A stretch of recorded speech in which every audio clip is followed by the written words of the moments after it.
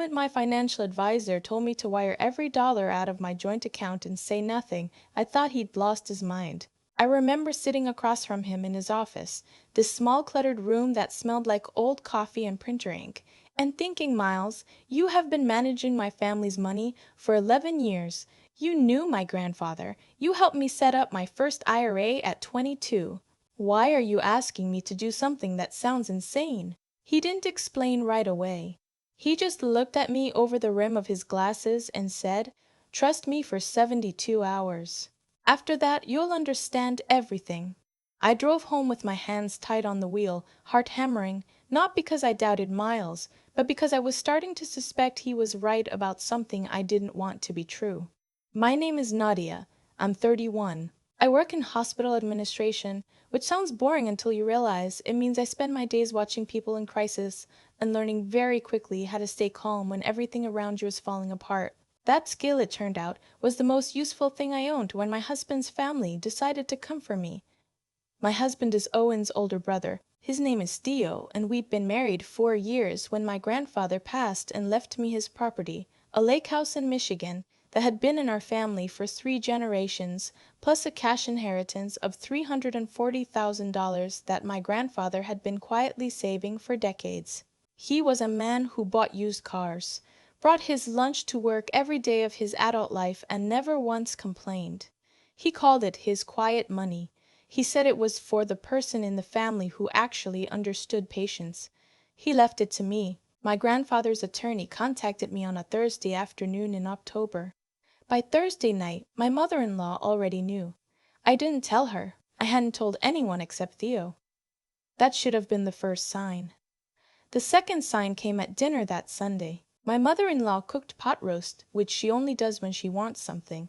She was warm in this specific, calculated way she has, touching my arm, refilling my water glass, asking about my job like she'd ever cared before. My sister-in-law Gwen sat across from me with a small smile I couldn't read. Theo's brother Owen kept checking his phone under the table.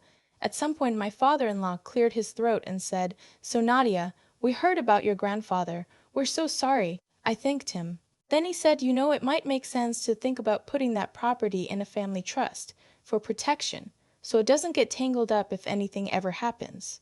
There it was. I kept my face completely still. Something I'd learned in hospital administration. You don't react. You observe. "I'll think about it," I said. I drove home that night and sat in our driveway for 10 minutes before going inside.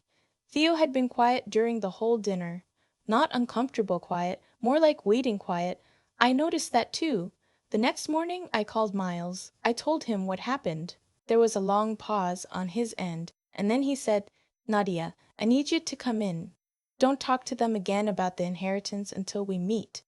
When I sat down across from his desk, he pulled out a folder. Inside was a document he'd been preparing since I'd first mentioned the inheritance the week before. "Your grandfather set this up very carefully," Miles said. "He explicitly excluded joint marital assets from this inheritance. It's yours alone under the terms of the estate. But if you were to put it in any kind of joint trust or co-sign any agreement with your in-laws, you could compromise that protection." I stared at him. "Why would I co-sign anything with my in-laws?" Miles took his glasses off. "Set them on the desk. Because I think they're going to ask you to. And I think your husband is going to encourage you." The air in the room changed. I didn't want to hear what came next, but I stayed in the chair. Miles explained it carefully, the way he explained everything, like he was giving me facts, not opinions, because he respected me too much to sugarcoat. His firm had received a call 2 days ago, from an attorney he recognized, one who worked frequently with Theo's family. They were inquiring about the lake house. I went very still. "The call was framed as a general estate question," Miles said, "but the attorney mentioned your name specifically and the property address. Someone told them the details of your inheritance before any of this was public record." Theo. The only person I told. I drove home that night and I didn't cry, which surprised me. I just felt this deep, settling cold, like I already knew, like some part of me had always known and just hadn't let myself look directly at it. That evening, Theo came home and mentioned casually that his mother had suggested we all meet with a family attorney just to get everything organized. His words were careful, practiced. He didn't look at me when he said it. "Sure," I said. Sounds good. He looked relieved, which told me everything. The next morning I called Miles and told him what Theo had said. There was another long pause. And then Miles said, "Here's what I need you to do." He told me to move the liquid inheritance into a separate account, one solely in my name, at a different institution. He told me not to mention the account change to anyone. He told me to agree to the family meeting. And then he said, "Tell Theo the estate settlement hit a complication. Tell him the attorney found an irregularity in the will and that the cash inheritance might be tied up for months, possibly longer." I said, "You want me to lie?" He said, "I want you to find out what you're actually dealing with." I sat with it for the rest of that day. I went to work. I reviewed staffing schedules and insurance audits. I ate lunch alone in my office and looked out the window at the parking structure and thought about my grandfather bringing his lunch to work for 40 years so that one day he could give something to the person in the family he trusted most. I made the call at 4:30. "Theo," I said, "Miles just called. There's a problem with the estate." There was a pause. Brief. One beat too long. "What kind of problem?" His voice was flat. "He said there's a challenge to the will from a distant relative. He thinks the cash portion might get frozen while it's sorted out. Could take 6 months, maybe more." Another pause. "What about the lake house? Not, are you okay?" Not, what does that mean for you? Not even, is Miles handling it? What about the lake house? Still in process, I said evenly. Okay, Theo said, and then I'll let my mom know. Why would he let his mother know about a complication in my grandfather's estate? I hadn't asked him to. I hadn't even suggested it, but it came out of him automatically, like that was just the next step in a plan that had already been running. I sat in my car in the hospital parking garage and let myself feel it fully for exactly 3 minutes, the grief of it. The specific, awful grief of realizing that the person you built your life with has been calculating you, that the warmth you thought was real had a purpose underneath it, that the dinners and the inside jokes and the ordinary Tuesdays were all, in some way, part of a longer strategy. 3 minutes. Then I put the car in drive. Miles had told me to wait, to watch. He said that if his suspicion was correct, the response to my complication would reveal more than anything I could confront directly. He was right. He usually is. Within 48 hours of my conversation with Theo, 3 things happened. First, my mother-in-law texted me directly, something she almost never did, to say she was so sorry to hear about the estate trouble and that she'd been thinking about me. She included a prayer emoji, which she deploys the way some people deploy a weapon.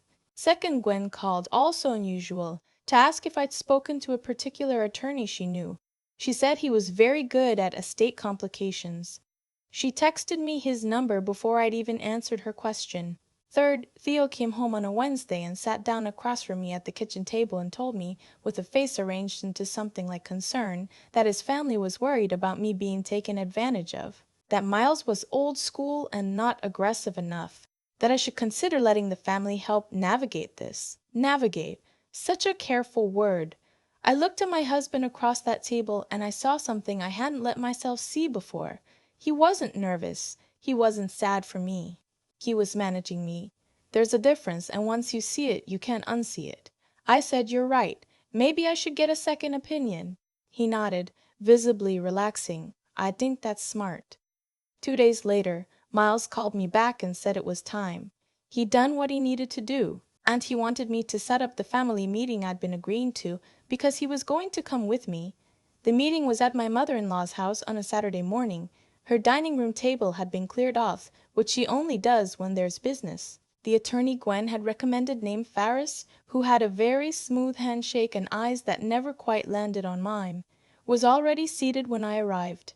Theo sat beside me. His leg was bouncing under the table.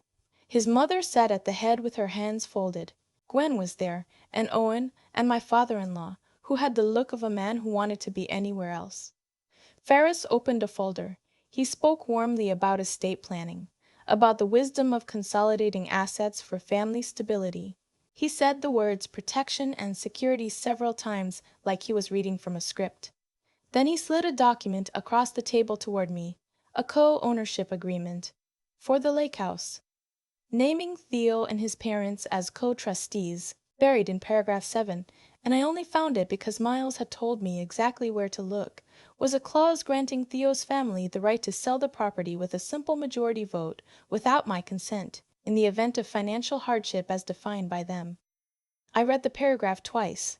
My mother-in-law said warmly, "We just want to make sure the property is protected, sweetheart. If anything ever happens, you'd want family support." If anything ever happened. Such a soft way to say what she meant. I set the document down. I said, "I'd like Miles to take a look before I sign anything." Ferris smiled his smooth smile. "Of course, though I will say the offer is time-sensitive. Some of these protections can only be established within the estate window. Time pressure." "Of course," I smiled back. "I understand." And then the door to the hallway opened and Miles walked in. He'd been in the driveway, waiting for my text. I'd sent it when I set the document down. The room changed the second he appeared. My mother-in-law's composure flickered. Ferris straightened, almost imperceptibly. Theo stopped bouncing his leg. Miles didn't raise his voice. He never does. He simply sat down next to me, opened his own folder and said, "Good morning. I think we should talk about what's actually in this document." He went through it methodically. The co-ownership clause, the sale provision, the definition of financial hardship, which was vague enough to be triggered at almost any time. Then he set down a second set of documents. Emails, printed, dated, correspondence between Ferris's office and Theo's brother Owen, beginning 4 days before my grandfather's death, had even become public record. Discussing the lake house, discussing its assessed value, discussing, in Owen's words, the best approach to getting Nadia to sign voluntarily. The room was very quiet. My mother-in-law said, "That's completely out of context." Miles tilted his head the way he does. The inheritance Nadia received was structured specifically to be hers alone. Your family has been in contact with counsel since before she was notified of its terms. This document, he tapped the co-ownership agreement, would have transferred meaningful control of her property to this family with her signature. None of that is out of context. That is the context. Gwyn pushed back from the table. "Nadia, we were trying to help you." I looked at her. I'd known Gwyn for 6 years. I'd stood up in her wedding. We'd driven to the coast together one summer, just the two of us, and stayed at a bad motel and laughed about it for months. "Were you?" I said. She didn't answer. Theo reached for my hand under the table.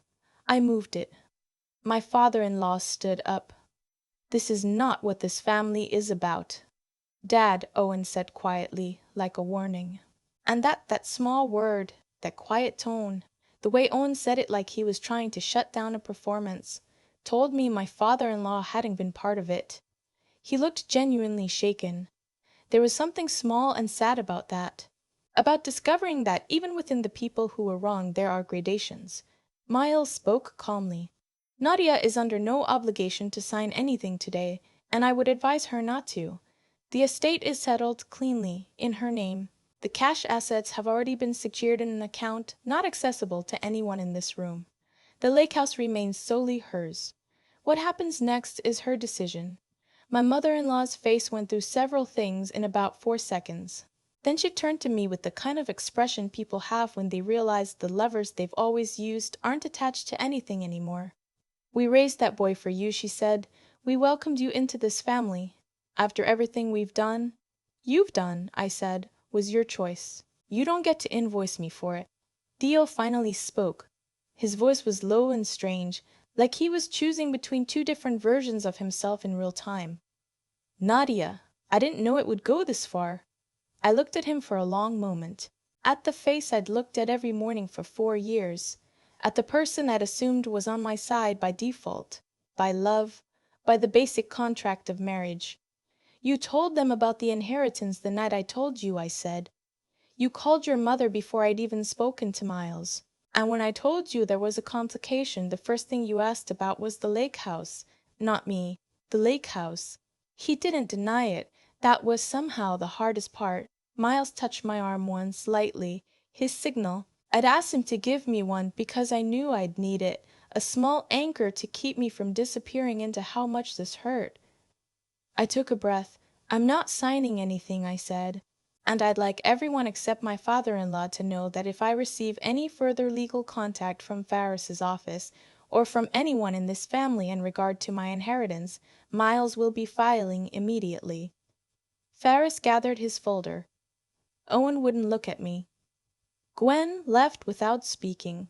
My mother-in-law sat at the head of her cleared-off dining-room table and looked at me with something I could only describe as recalibration, like she was adjusting a number in a column. I stood up. Miles stood with me. My father-in-law followed us to the door. In the entryway, he stopped me with a hand on my arm, not grabbing, just stopping. He looked older than he had 20 minutes ago.